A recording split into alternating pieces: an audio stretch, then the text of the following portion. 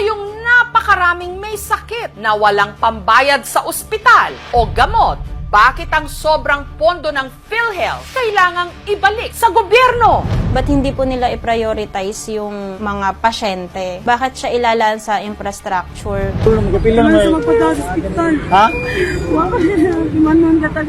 Immoral yung transfer ng PhilHealth funds. Pag nanakaw po yun.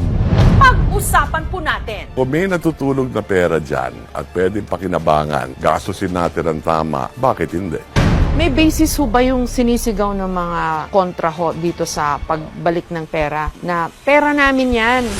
May 68 billion pesos na net income, pero di mabayaran ng 27 billion pesos na utang sa mga ospital? Isa yan sa mga nausisa sa PhilHealth sa budget hearing ng Health Department. Napakarami po ng mga hospital na suspendido dahil lang po sa mga ganitong kasong maliliit. Naapektado na naman po ang serbisyo na binibigay po natin sa ating mga indigent patient.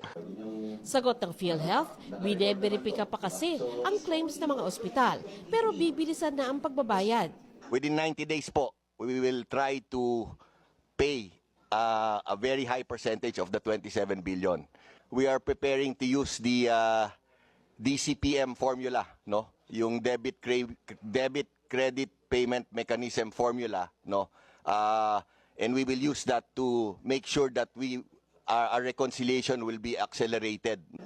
Sa gitna niyan, tumaas ang sahod ng mga opisyal nito at empleyado nito na ayon sa PhilHealth ay alinsunod sa EO na nag-standardize ng sweldo ng mga GOCC o Government-Owned and Controlled Corporation. Natanong tuloy ng mga mambabatas ang DOH, paano ang mababang sweldo at benepisyo ng mga nurse at iba pang healthcare workers at ang kakulangan ng mga ito. Ayon kay Health Secretary Ted Herbosa, merong 4,000 na bakanting nursing plantilla position sa mga ospital ng gobyerno, habang meron namang 13,000 contractual nurses na nakadeploy sa local government units. I came from Philippine General Hospital, Your Honor, before I became Secretary of Health. The situation in the emergency department is that one nurse is taking care of 20 emergency patients. And I asked the chief nurse, why can't we hire new nurses? And the answer to me is walang nag-a-apply. Pero may dagdag problema pang ilang public hospital, kabilang ang National Kidney and Transplant Institute, Lung Center of the Philippines, Philippine Heart Center, at Philippine Children's Medical Center sa tatamaan ng pagbaba ng panukalang budget ng Department of Health sa 2024 kumpara sa approved budget ngayong taon. Wala na ring inilaang budget para sa libreng bakuna kontra COVID para sa susunod na taon. Damay din ang ilang programa kabilang ang tulong medikal para sa mga indigent o mahihirap na pasyente.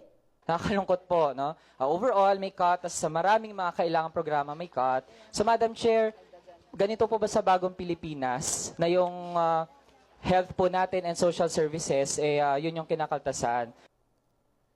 Pero pagkumpara sa budget ngayong taon at sa hinihingi para sa susunod na taon, hindi nagustuhan ni Iloilo Representative Janet Garin na minsan naging Health Secretary. This is a budget briefing. Hindi po pwede na meron tayong drama na pinapalabas natin na lahat ng programa ng kalusugan ay tinapyasan and making the administration look back where in fact it is not true.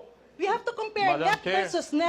So with that, Madam Chair, I move that the interpellation of the Honorable Manuel be stricken off the records. So move, Madam Chair. Saglit na sinuspinde ang briefing at nang ituloy ito, pinaalalahanan ng Health Secretary na maging malinaw sa pagkukumpara at kung aling alokasyon ang bumaba at tumaas. All of these data have been confirmed by the Secretary, so there is nothing to be stricken out. Panukalang budget pa lang naman ang pinag-uusapan at iba ito sa pinal na budget sa ilalim ng General Appropriations Act. Ito ang unang balita. Sandra Aguinaldo para sa GMA Integrated News.